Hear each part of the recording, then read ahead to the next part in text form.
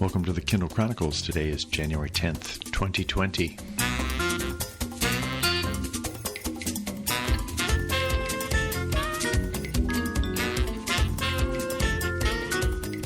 I am recording this episode in Cambridge, Massachusetts. I thought that we were going to be heading to Denver today, but it turns out we're going to be staying another couple of weeks here in Cambridge to take care of some things which have come up. My interview for this week is with Katharine Esty, and she is a neighbor of my father's, lives in the same retirement community west of Boston that he does. I spoke with her yesterday, which was January 9th, about a book that she published last year titled Eightysomethings. And it's, as you'll hear, this book affected me quite a bit more. I can't think of a book that's given me so much to think about and so many different perspectives on my life as this one has for a long time. I'm going to share it's an extended interview, so we'll get to that. And then afterward, there will be a tech tip which will describe how to share your Kindle highlights and annotations, notes from a Kindle to email in a form that you can print out. This is a topic which came up, as you'll hear in the interview, and I want to include it here as a follow-up to the conversation that I had with Katharine. Katharine Esty is a practicing psychotherapist, a social psychologist, and the author of a book released last year by Skyhorse Publishing titled Eightysomethings, A Practical Guide to Let It Go, Aging Well, and Finding Unexpected Happiness. Katharine is 84 years old. As I said, she lives in the same retirement community as my father, who is 92. I highly recommend Eightysomethings, whether you are nearing your 8th decade yourself or caring for someone in their 80s.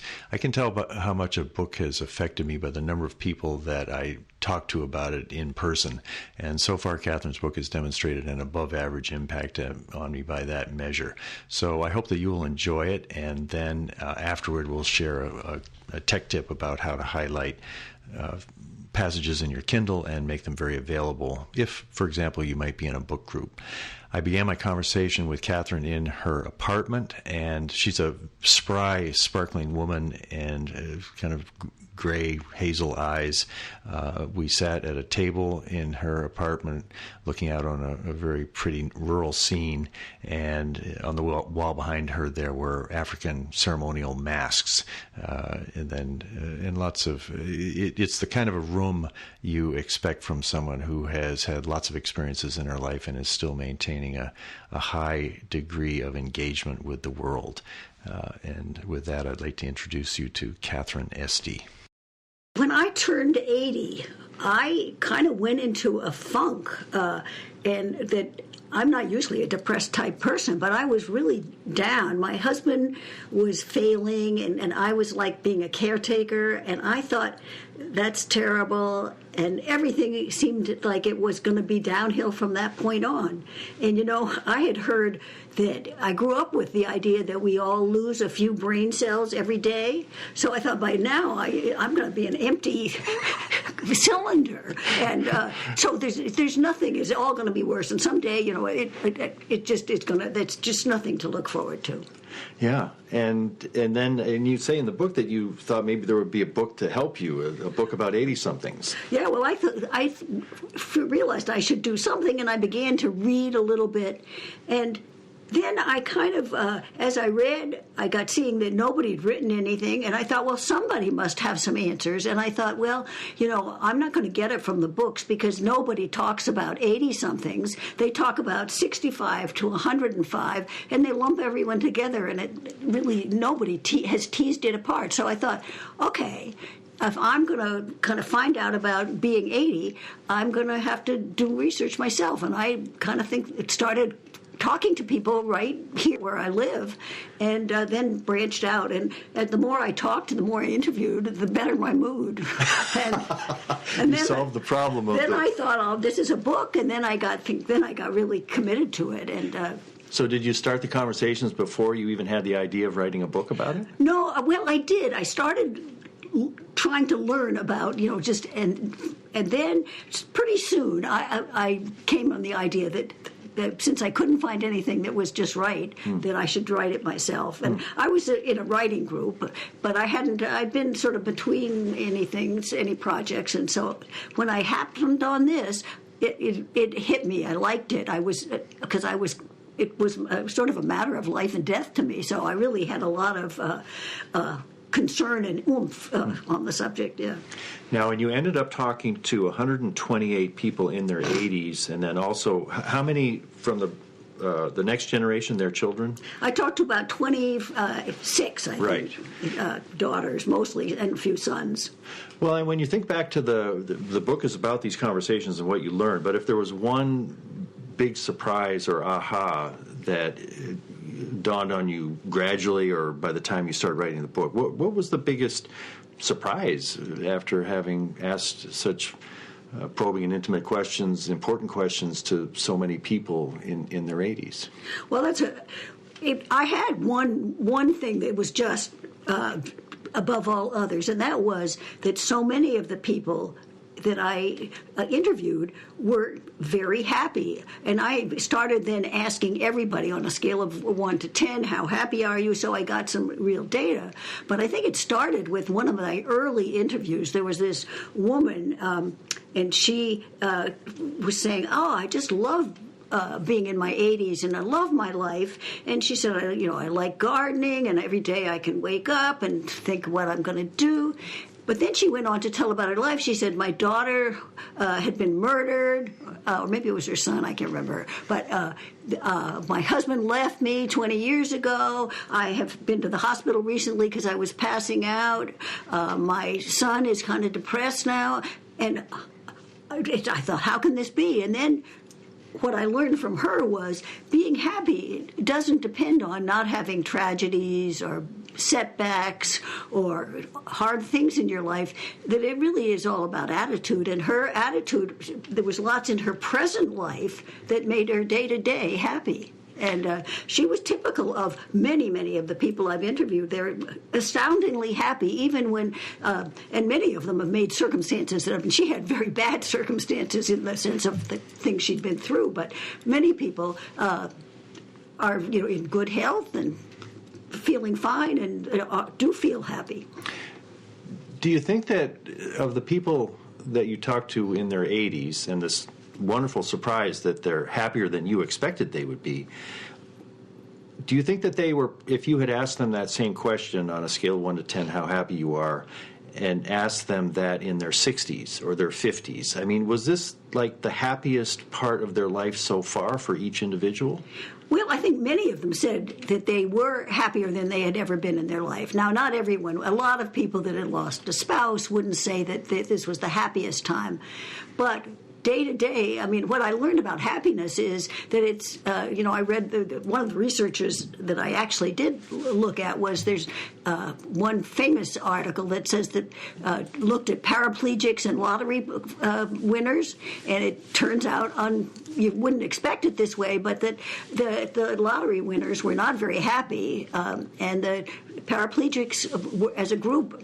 And I think that is sort of the same situation. The 80s are very sort of parallel to the paraplegics. Things have gone wrong, and it's not a perfect world. And by the time you're 80, everybody's had a series of losses. But you've learned a philosophy of life and to be grateful for being alive. And so that I think that people learn that late in life. I think of adolescents who, they get a little pimple on their face and they'll hide. They won't go out. They won't go to school even, Yeah. And I think of now at where I am, and people all have these cancers that they have bandages. And people, like one time there was this man in the dining room had a bandage all over his nose, it really looked, in some ways, we would say it looked ridiculous. But he said, well, why miss dinner just because you have a bandage on your nose? And so I think it is different in that sense. Now, of course, some people are, it's not, you can't make it general for everybody, but on the whole, I think people have learned how to be grateful for being alive. Well, another thing that, because toward the end you have this great chapter, the lucky few, that your generation grew up mainly in prosperity and peace, and compared to the boomer generation, what went before. Do you think there's the possibility that lucky few generation has been kind of happier all the way along, and that it's more a cohort related happiness than what happens as any individual gets older? Well, I don't think so. I think the lucky few have been lucky because they have avoided these terrible wars where they haven't been decimated in their ranks, and we all have done better than our parents on the whole, almost everybody. So but I don't think we were happier all along. We do have, and maybe you're onto a little something. I think our work ethic means that we're all ready to work, I happen to think that work is a pleasure and a joy, and that when you don't have work, even if it's just something that isn't in itself so interesting, the idea of working makes people feel good. Vacations feel better, and so on. So maybe that would be one way that, as a generation, we were better off. And also, we could get jobs easy. Nobody worried. Now, as a woman, I didn't ever think of myself as having a job. That was another problem, but we won't go into that. Yeah, and I think you refer back to Viktor Frankl's work and the importance of having a purpose and having meaning in your life. And I think sometimes, thinking of my own experience growing up basically in the 60s, the received guidance that we got from our parents about what was meaningful, get a job, raise a family, do all these good things. Part of the revolution was, well, we're not sure we buy that, and it may not fit with me. So you had to sort of scrap your way toward your own sense of meaning and purpose. And maybe that was harder than if generationally there kind of some guardrails of, in this area, look for your purpose, as opposed to a generation mine arriving saying, you can find your purpose anywhere. Right, and also that there weren't any guardrails. I like that because I think the guardrails were that I didn't question that I wanted to get married, that I wanted, and we did. I wanted a big family. So when that looked hard for me, that made me very unhappy. But if you could follow that, so I think that those guardrails did provide some safety, and you didn't feel you had to. The way now people with all these choices, it is. I mean, when you read someone's done them, how many different kinds of ketchup there are, and then when it comes to partners, the millions, it makes it hard. I do think. Yeah. Do you hope to live to be 100? Well, that's a loaded question. I would have some qualifications there, because to me, as I look around, I think if modern medicine keeps us, you can be pain-free. So if you can be pain-free, but if you have dementia, you don't want to live, and that can come. It gets, that's one thing that even though the rate goes down as you get older, people still get dementia. And, like I had a 93-year-old grandmother who was great until she was 90, and very smart and with it. But so I think if I don't have dementia, and I can still hear, well, although maybe I would feel I would, but I'll just say if I didn't have dementia and I wasn't in terrible pain, I'd like to live. But I do see also how hearing, if you can't hear, it's a problem here, because it's very isolating when people are older and they can't hear, they get left out of everything. So if I think of with those things, if that happened to me, I might feel differently. But right now, I see people that are 100. We had this great guy here that on his 104th birthday, he was still walking to the dining room, and we all had champagne. And then we had his 105th birthday, and we all had champagne. He came to the dining room. 106th birthday, he still came, walked to the dining room, and he finally died during the next year. But you do see people that are functioning in their hundreds. Yeah. Well, and I think that one reason I ask is that, so I'm entering my 70s this year, in fact. I'll be 70 this year. And so when I hear how great the 80s can be, and that maybe there'll be some contentment, I'll let go of things, I'll achieve some of the things I've always been sort of yapping about in my life, that, and trying, I've practiced Zen for 10 years, and just this desire. And then you tell the story of people who, they didn't read a book or go to a workshop and become contented. It sort of arrived with their age and with the processing of their lives. So, good news for me. I was really happy to see it. And I wonder if I could live into my 90s, do you think it gets even better, that there's sort of a continuing arc toward really the sort of contentment that spiritual teachers have always sort of beckoned us toward, that if you're lucky enough to have your health and as you say, no dementia, 90s even better than the 80s? I don't know. People have been saying to me, are you going to write about the 90s? And people here in their 90s are bringing me material already, they're looking forward to it. And I'm now saying, I've said yesterday to somebody, I don't think I have a book in the 90s, but, I might write an article, interview some people in the 90s, because they're starting to tell me things. Yeah. And what they've told me so far is, well, it's not quite as good as the 80s. Oh. But I think maybe because there are fewer people, they've lost more of their friends. Right. And they're more likely to be frail. Yes. Even if they're, the ones here, for instance, almost all of them have something, they've got macro degeneration, sure, or they don't hear well. So I have a hunch that maybe it's a little harder, but I have no data really except anecdotal for that. Maybe that the 80s are the prime of life. Well, maybe the happiest decade that we could be. It might comparatively, although, because you think how miserable you were. At least I was in my 20s, which is supposed to be the... so that's a surprise, too. So, it's the happiness. What makes it special, too, in the 80s is that it is unexpected. Yes. Nobody expected to be so happy. Who knew? Yeah, and people, but also, I think it depends on your circumstance. In the past, everybody, most people were poor, mm-hmm, because the older people didn't have any supports. Now there are many more supports, and so I think it's hard to be happy when you're really on the edge economically. Mm. One thing caught my eye in your book. In what way do 4 sons equal 1 daughter? I know, I made that joke, and I hope my sons would not be too offended. You've got 4 sons. I do have 4 sons. Yeah. I have 4 sons, and my sons have been really good. I mean, they are good sons. We are close as a family, and we talk, but day to day, I see the people with daughters. The daughters, some of them talk 2 and 3 times a day to their daughter. Many daughters come at least maybe twice a week, once a week. And my sons all are busy with careers and families, and most of them live way away. I have one son that's local.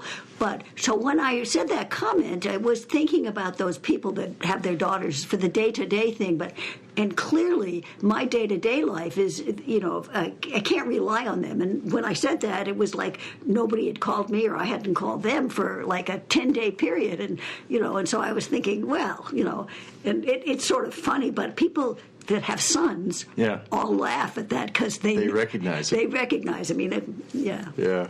Well, I have 2 daughters, so I'm well positioned. So you are. It's as if I had 8 sons. Yeah, that's good. That's right. You never thought of it that way. I never did. Yeah. No, that's a new frame for that. Exactly. That's interesting. I think a lot of the impact of your book when I read it was realizing that the stereotypes we bring toward how we think about the 80s, they're not only keeping us from or making us needlessly anxious about it, but there's an obvious effect on people in their 80s having to deal with these stereotypes that people think that you're this or you're that. And if you could wave a wand and eliminate one of these stereotypes that you heard about in talking to people or you've experienced yourself, what's the one that's the most wrong and the most destructive for people really getting the most out of this period in their lives? Well, there's a couple, but I'll start with the one that's the most. I think it's, the stereotype of you can't teach an old dog new tricks, that old people can't really learn anything. And so people say, well, of course I can't learn the computer stuff, and they give up, they don't even try to get a smartphone, and they just give up on thinking that, and it's like an excuse, well, I don't have to do that because I can't learn that anyway. And the fact is, that reality is that old people can learn, they're slower. I mean, I realize I have to, on the computer, for instance, I have to go over it several times. But once I finally get it, and so a lot of it is I just haven't had somebody that will take the time to explain. I mean, I had someone help me yesterday that I had somebody doing here for something else, and finally she said, well, you're not on online banking. And I said, well, no, I don't know how to do it. And then she said, well, let's do it right now. And so we got it. But it takes somebody you have to have someone help you, and a lot of people don't want to bother their kids even. Some people, the kids help them with all those things. But so I think that it's that. But I do want to mention a second one. I think people unnecessarily stop being adventuresome, And I think that if they knew that, when I started talking to these 128, I got impressed with how many people were doing things. They were going to the wilds of Colombia to go birding and working, going to Spain and walking. And it sort of said, well, it made me think, well, I can still do those things. But if people around you are sort of retrenching and saying, well, I don't really travel anymore, then you can give up on taking a new course for the learning thing, but also just doing anything beyond the bounds. Yeah, and to the extent that people believe that people in the 80s shouldn't be adventurous and that they can't learn new things, those expectations end up being kind of limiting. And absolutely, you ought to believe the reverse. What adventure are you going to go on next year? And to realize you have to get philosophical. We all know that more accidents happen, people falling in their bathtubs than in Colombia. Yeah, than in Colombia. But it is take a little bit of when you're thinking, well, what's so nice about this place is we're 3 minutes from the hospital. So, you have to. My summer place is up in a lake. You have to take a boat ride 7 miles. You get to our house and. The phones never worked for all my life. Now if you lean on the edge of the dock, you can get your cell phone to work. You get your cell phone to work. But it means when something goes wrong, you have to you have to go down the lake. Your motorboat has to be working that day. It's just a mindset that you have to say, well, I don't want to give up this place. That's right. I'm not too old for this. I can still go and but it must be beautiful there. It is beautiful. It's very wild and very beautiful.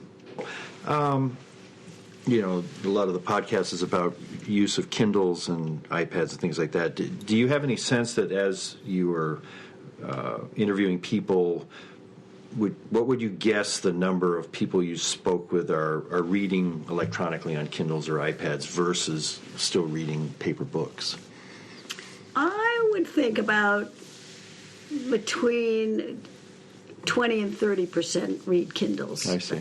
But that's here. This is a very educated group. I think a lot of people aren't yet, but they're not reading. I think 80-somethings cling to their newspapers. Yeah. But then they give them up. They're all gradually, so that So I think it's I think it's a smaller number than certainly in your generation the people that are in their 50s. I've always thought that, and I've heard some people I've spoken with, the ability to increase the font size on a Kindle book or an iPad or anything like that. I mean, I read 99% of what I read on a Kindle, and so I've got the font exactly the right size. It's actually I read on a smaller font than my wife does, and she's 7 years younger than I am. So I think everybody has a font that just feels right. And sometimes when I'm reading a book in print or a newspaper, I think, God, this type is so small. I know. Some of it's unbelievably small, right. And no, I think that's right. That is one huge advantage. And also the other thing I love, I'm on my 5th Kindle, which shows I sort of I don't know where the others went, but what I like also is that I can take it with me. So when I do travel, like I just went away for Christmas, and I'm reading a big fat. Well, actually, I sometimes have them in both. But I took the Kindle so I could keep reading the book I was in. But I like I'm in a book group. The other, I'll just say the thing from the old hardcover is. Right. In the book I'm reading, we're reading. I underline things and with pencil, and so I like that. But so I am a kind of you're a hybrid. I'm a hybrid. Yeah. I both. I couldn't give up my Kindle, right? But I also don't give up my hardcovers either. So, and I'm glad my book is in many forms. Yes, I think that's the thing. I used to be a big crusader for, I thought ebooks were going to conquer the world. That didn't turn out to be the case. But it's nice that people have choices. They can... And both. And so that the hardcover has some... people can. I think people are more. It's hard to give if you. You don't give a Kindle to somebody. No. And a lot of people. Just as someone who has a book. Yeah. A lot of people here. The thing that touched me was people would buy one book here, and then they'd say, "Well, I'd like 9 others," and and then somebody else would I'd like 4 others of your book. Of my book, and they gave it to everybody they knew for the holidays. That's nice. That was 80 or 50. The people in their 50s. So I realized. That was an advantage. So one of the things I love about reading on a Kindle for, like, say, your book group is I do a lot of underlining in my Kindle, and then I can take the underlining that I've done in the book and export it as an email to my computer, and then I can print it out. So, I frequently do this. That would be a new trick for me. Yeah, because then you're not sort of having to thumb through the book. You've got maybe 3 pages of the quotes in the book that made the most impact on you. So that would be perfect for my book group, because I have one book group that spends a lot of time really looking at the text. I see. And I have 2 book groups. One, they take 15 minutes to discuss the book, and then go to the wine. Well, they've already started the wine. Oh, I see. But the other one, 1 o'clock to 3 o'clock.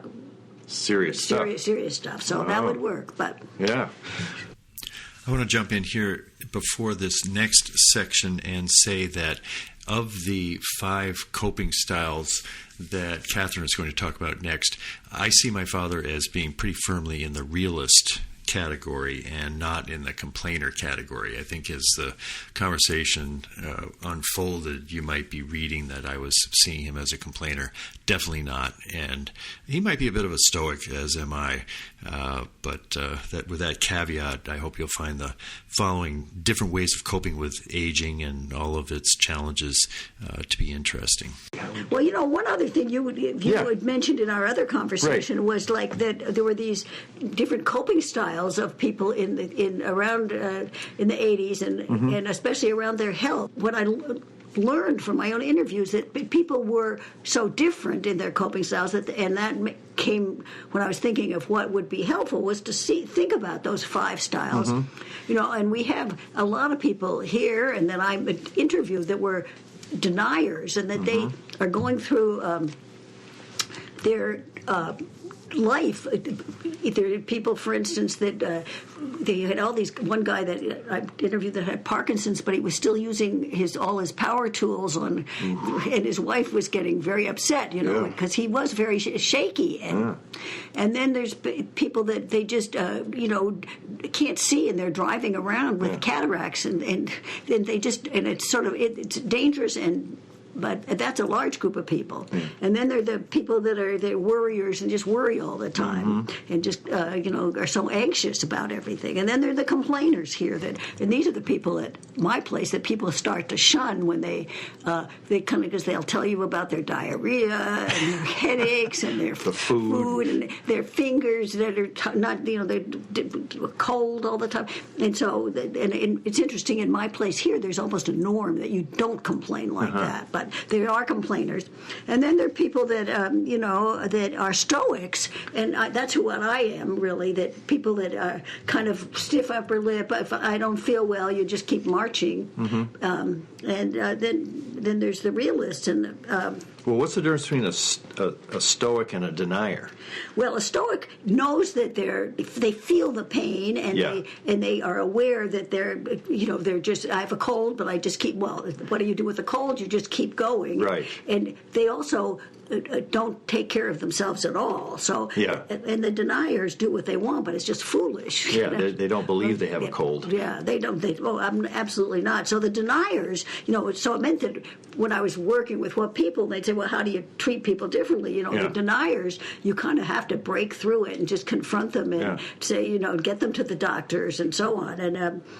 And like the worriers, you kind of have to say that this is anxiety, and kind of, but you can't talk somebody out of worrying, and you just have to say that you're worrying, but in the past it hasn't really played out. And you kind of hear their worries up to a point. And then up to a point. Yeah. And the complainers the same way. You let them complain, but these ones you can say, okay, and then you're not going to, but that.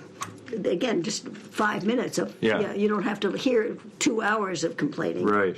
And then the Stoics are the ones. There's a lot of Stoics around. I really work hard to get them to, even now in their 80s, to take care of themselves and to realize that they don't need to keep going and that they could take a nap or they could, they don't need to sort of plow over their feelings and ignore what they want. And one of the great things is people now in their 80s have the time to do what they want, and they don't have to be so dutiful. Stiff upper lip. They can finally say, get rid of the shoulds and the oughts. And so how about the realists? That sounds like the best place to be. The best place you want, because a realist, when they are hurting, they'll go to the doctor or get some medicine or go to bed or whatever they need to do, and they just see the world as it is, and they aren't sort of dominated by an ideology like I shouldn't be sick. Or, Stoics, they might have had a cold one week, and then the next week they have another cold. They said, I can't have 2 colds. I'm not allowed 2 colds.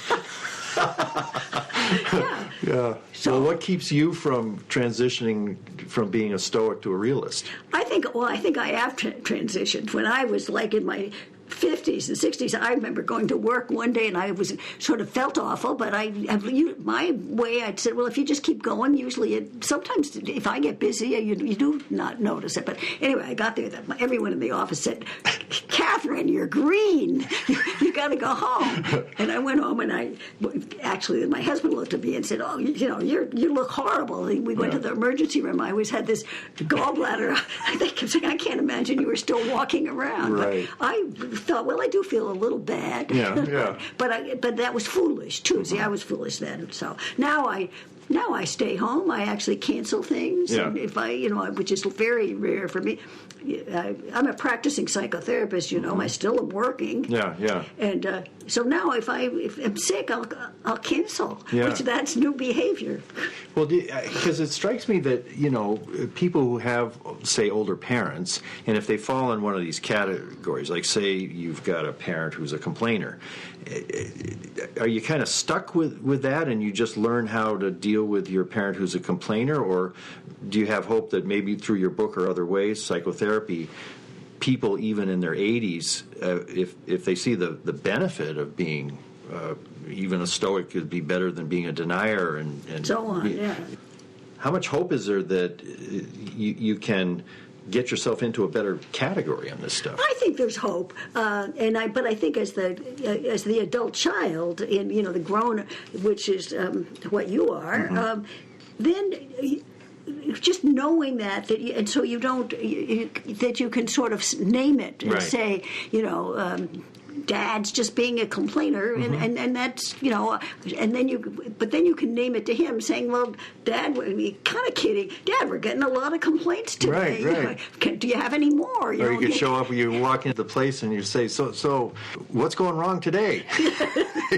Humor is always... Yes, humor is good. So and you sort of have a strategy where you, but in naming it for yourself, give then that little bit of analysis, and then you say, and sometimes I've got people doing research on their parents, because, like one mother always was, I had the adult child, but would be telling her that she was fat and that she was like criticizing her. So I said, well, now I want you to have, during Christmas, a little book, and you're taking research, and you're going to write down all these comments, each one of them that your mother makes that were kind of cruel and unnecessary, but it was worse. It wasn't more than complaining. It was negative comments about her daughter. And that sort of doing research on it takes the sting out of it. So, and people, some aging parents can be difficult. Yeah.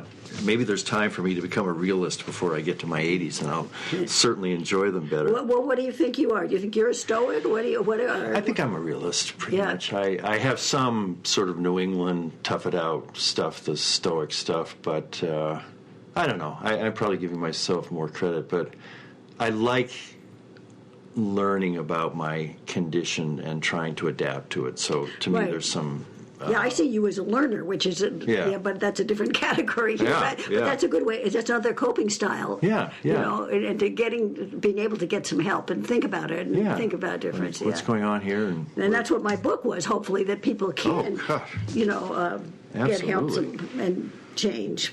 Your story and mine overlapped in a few cases, and I went to a private school here at Belmont Hill, and the goal of going to Belmont Hill was to get into Harvard, and I did well, and I was one of the kids that got early acceptance to Harvard. In fact, Peter Gunnis interviewed me, your friend here, and I always, wonderful chance to go to Harvard, but I thought, I bet a kid graduating from Belmont Hill in 1968 could have got into Stanford. They would have said, well, where's Belmont, Massachusetts? But I might have had that option, and because my prep school just tracked us toward Harvard, what would it have been like to graduate from Stanford in 1972, But you mentioned that you wish you'd gone to Stanford instead of Smith. What was your wish that the road not taken to Stanford in your case? It's the same story, but even more so. I grew up in Amherst, Amherst, Mass, which is like 7 miles from Smith College. So that was my neighborhood school. Not only that was it not getting out of my neighborhood, and I was already an adventuresome kid, but I was also pulled, because I had all my family. The women had gone to Smith. There was my 2 aunts, my mother, and even my 2 grandmothers, which was very unusual. So, but I was a little bit of a rebel, but not enough not to go. In fact, it didn't really occur to me till later, and. That how much I would have. And you would have been going to a co-ed school. I would have been going to a co-ed, which would have been great. I learned later to be more adventuresome. I did go, going to do some interesting things. Like when I was at Smith, I did go to an international work camp in France and Germany. It's never too late to break the mold. I guess that's the learning from it. Your book was published just about 4 months ago, it looks like. And in reactions from people here, or just what's been the biggest surprise in how people have reacted to your book? Well, I think the biggest surprise is a number of people have told me how changed they were by reading the book. It was quite moving. Of course, one woman came up to me and said, I have a mother has dementia, and I was getting very impatient with her and finding I would snap at her. And she said, after reading your book, I kind of had so much more appreciation for the dignity that she had in trying to face her own circumstances. And she said, and so I feel very grateful for the book because it made me feel just much more able to be patient and appreciative of her.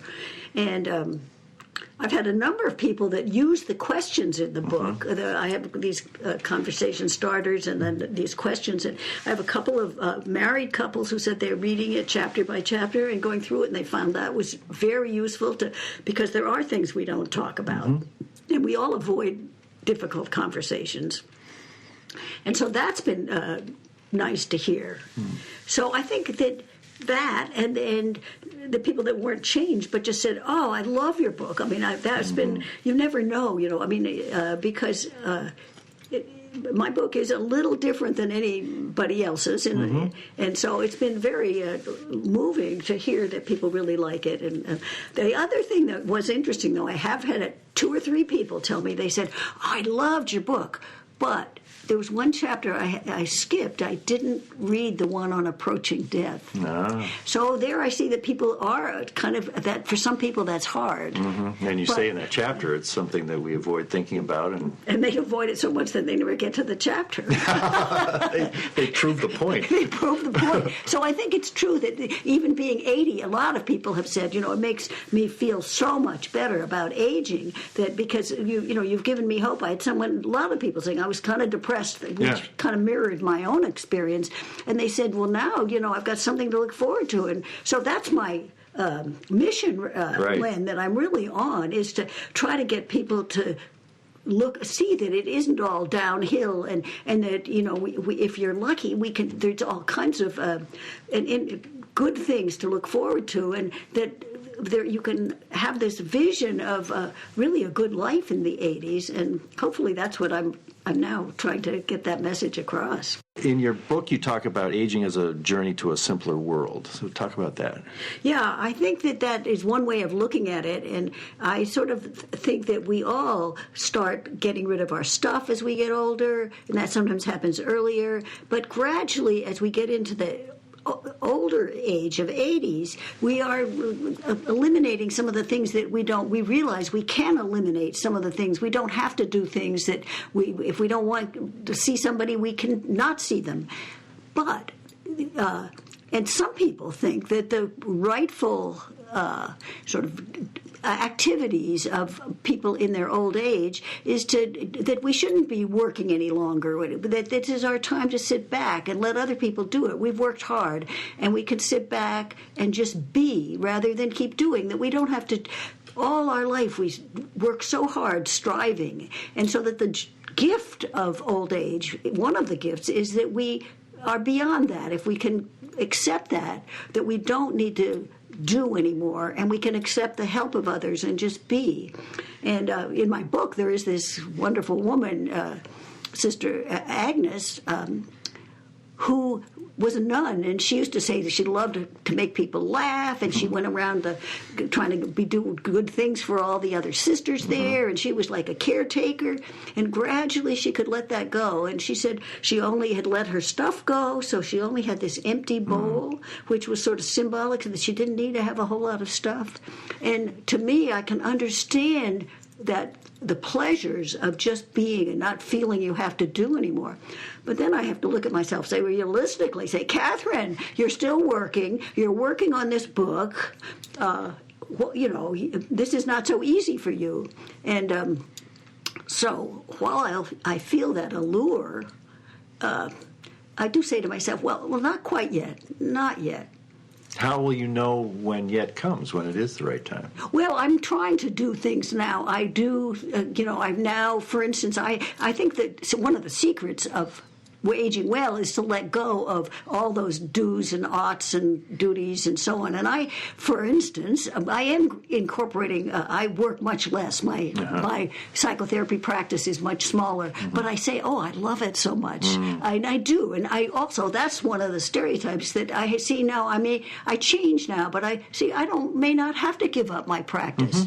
Because sitting back in a chair and, as my office is 5 minutes away, seeing 10 or 12 people a week, that maybe is a rightful thing for me to do. But I'm never going to get the spirituality that this Sister Agnes had. But I kind of assume I will be more, I do feel I'm getting more spiritual and less, in a sense, duty bound, Right. but it's so ingrained in me that I have a long way to go. It's really a mix. It's a mix, and the balance shifts, and so it's shifting. That's it. Yeah. And when you're aware of, you get to choose. You can continue to do the things you love, and you're not afraid of a period where you're letting go of things, and because you know the richness that's going to be waiting in that mode. Right, exactly. I think that was well said. I have been speaking with Katharine Esty, author of 80-somethings, A Practical Guide to Letting Go, Aging Well, and Finding Unexpected Happiness. Thanks very much, Katharine. No, you're welcome. Now I want to tell you about the procedure for taking highlights on your Kindle and getting them into a form you can use in the book group. I just did it on my Kindle Oasis, and I hope that Katharine has one of the e-ink Kindles. It seemed like that's what she was using. So it's very easy to just drag a finger or a stylus across a passage so that it becomes a highlight, and then you can also add notes to passages. I had about 3 pages of highlighted sections from 80-somethings, so I used this procedure to make a PDF out of it that I've just emailed to Katharine. The first is, if you open any page of the book after you've read it and have the highlights, you tap at the top of the page to reveal the navigating menu options.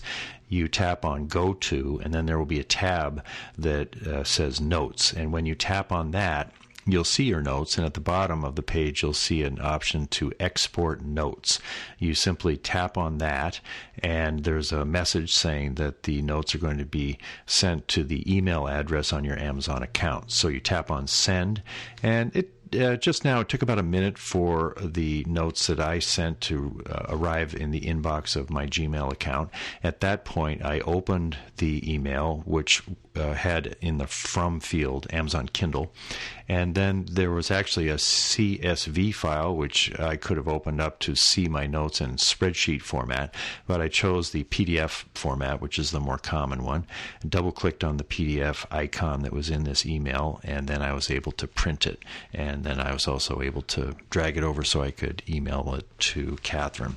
I found this to be really useful, especially when I'm reading someone's book and I'm highlighting passages, and then as I prepare for a conversation, I can see 2 or 3 pages of passages which had an effect on me, and then I also type out notes. The typing of the notes on the Kindle is not so easy, but for just jogging my memory on a few things, it's perfectly acceptable.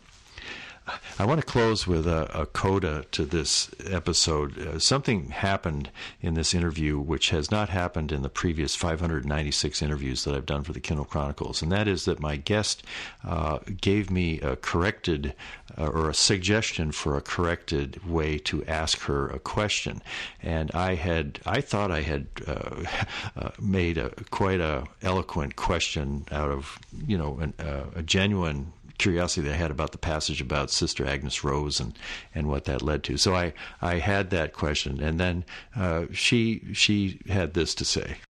Okay, so ask me the question. You say in your book you talk about aging as a journey to a simpler world. Right, okay. So I did ask that question just as she suggested, and you heard the answer. It was a great answer, one of my favorite parts of the interview.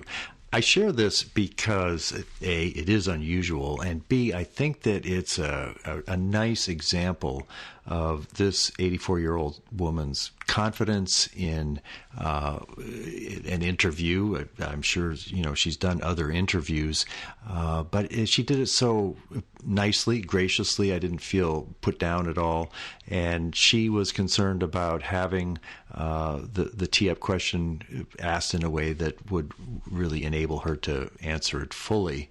And I chuckled to myself as it was happening, and I thought, well, I hope there's a way to include this in the show, because I think it gives you a little look behind the scenes of what it's been like to encounter this woman setting up the interview, finding a spot during her very busy day when we could get together, and her graciousness in inviting me into her home, and then just having this conversation, and then in the midst of it giving me a bit of a tip on how to ask a key question.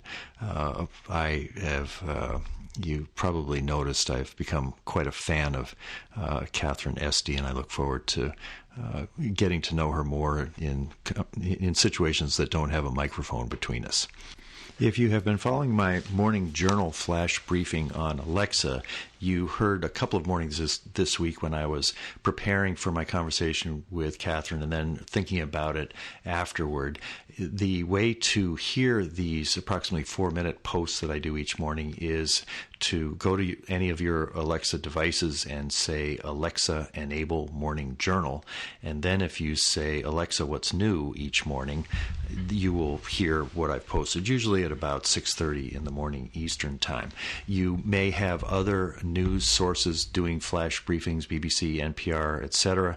And if you do, then each one will play once they're posted for that day's new post, and then you'll eventually get to the Morning Journal. A number of you are following the Morning Journal, and I really appreciate getting your feedback on how it's going. One issue that has been pointed out, especially by my friend Kes Woodward, is at this point Amazon doesn't enable kind of a show notes page for the flash briefing that would enable me to have an archive so that you could, if you missed a day, you could go back to, say, January 3rd and hear what the Morning Journal was for that day. The way they occur now, they're sort of like sand sculptures, because when I put a Morning Journal up, it's there for the whole day, but when I put the next one up, the previous one is lost. And I've got them all on my computer. It's possible I could create a web page, and maybe if anybody would like to work with me on creating sort of a temporary archive for these posts, I could use some help thinking it through and doing the work on it. I started on September 20th, so I'm coming up on October, November, December, 4 months of these, and I haven't missed, in my usual way, I haven't missed a day since starting this wonderful practice. I really enjoy it. It's so quick to just do it on my iPhone wherever I am. I was doing updates on our trip to Europe, and within a minute it's up available for the 100 million Alexa devices here in the U.S. So spectacular new platform that I'm enjoying learning about. Well, that's the show for today. Thanks for joining me, and I hope you have a great day. Thanks for listening. Bye.